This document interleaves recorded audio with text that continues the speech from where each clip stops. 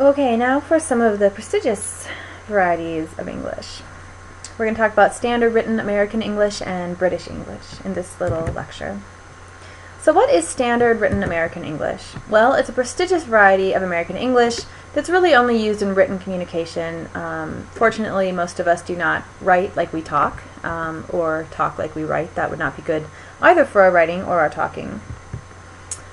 So it's a sociolect, and it really indicates basically education. Okay, efforts at standardizing English go back at least to the 1600s in Britain.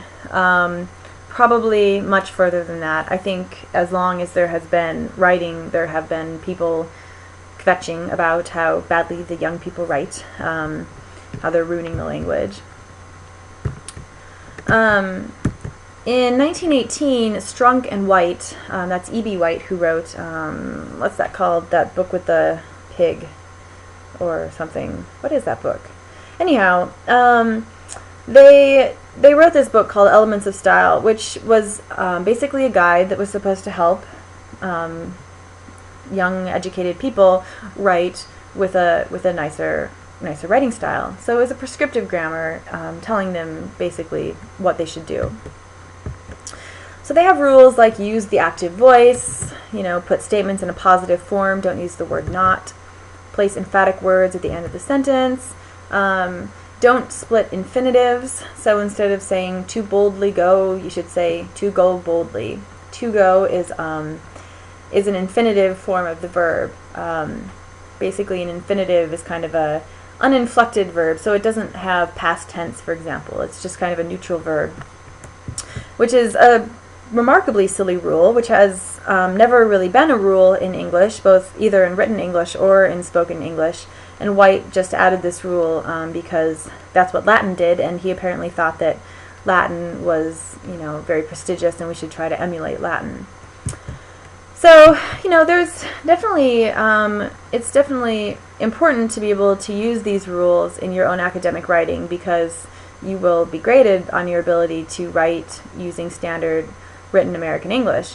However, even in their own style manual, they violated their own rules. So one of the rules is write with nouns and verbs, not with adjectives and adverbs. And in their explanation for this rule, they wrote, the adjective hasn't been built that can pull a weak or inaccurate noun out of a tight place. And in their own explanation, they have this is a negative sentence. It is passive, and it has 3 adjectives, weak, inaccurate, and tight. So even in their own explanations, they're violating their rules, which just kind of goes to show, take them with a grain of salt. So what really is this standard written American English? Well, it has its roots in the Midwestern dialect, known as broadcaster English, sort of the prestigious dialect. And it's always basically been written. It has rules of spelling, and pronunciation there's also pronunciation issues that are related to the standard written American English, but it is also still a primarily written variety. Okay, so yes, as I mentioned, this is valued in American schools. So even though there are certain aspects of it that are kind of silly, it's still worth learning in order, if you want to do well. All right, British English. This is kind of fun. So there are many kinds of British English, many dialects of English, and there's also the indigenous Celtic and Gaelic languages. Among people in Britain, the prestigious variety is called received pronunciation, or RP, and this comes from the south of England. All right, so this received pronunciation is basically phonologically defined. So it's a non-rhotic variety of English. So the R sound, is only pronounced if it's in the syllable onset. Otherwise, it's deleted or replaced by the vowel schwa. So the word right, where the R is in the syllable onset, is pronounced right, just like in American English. But tire is pronounced taya, and torn is pronounced ton. It also is a participant in the broad A split. So in some environments, the low front vowel a is replaced by the vowel ah, which is a little bit farther back in the mouth. So bath in American English is pronounced bath, with the a vowel. But in this received pronunciation, it's pronounced Bath. It sounds sort of very poncy and British if I say it that way, Bath. But it doesn't happen in all cases. So the word cat, which also has that vowel a, is still pronounced the same in this British English. Alright, other features, palatalization of the diphthong oo, which is the vowel in words like new, tune, and do.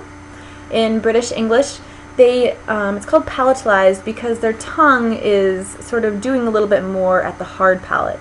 So if you say new and then new, tune, tune, do, dew, you can feel how your tongue is sort of rolling back off of the hard palate when you say it in the British way.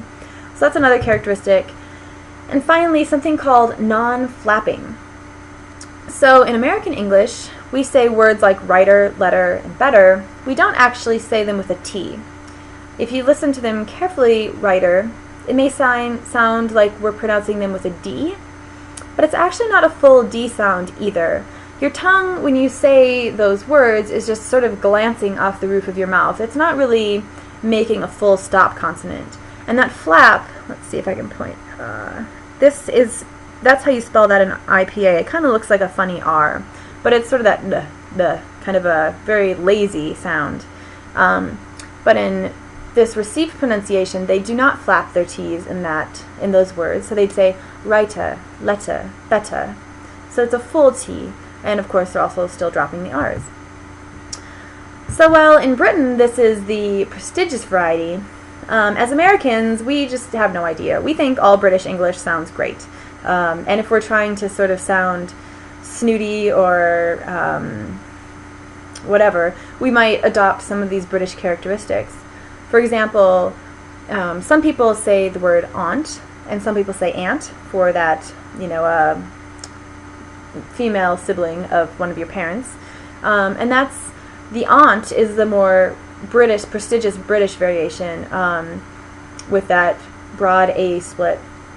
So that's people who say aunt. I mean, it's also a dialect in American English as well. And I happen to say aunt. I don't think I do it to be to sound educated. It's just what I learned. But this sort of entered American English as an attempt to sort of sound more like the British. But within Britain, all of these different dialects, even though as Americans, all of these British dialects sound sort of nice and prestigious, but within Britain, it's not the case. So some dialects in Britain are stigmatized just like some dialects in America are. And we will get to stigmatized dialects in the next lecture.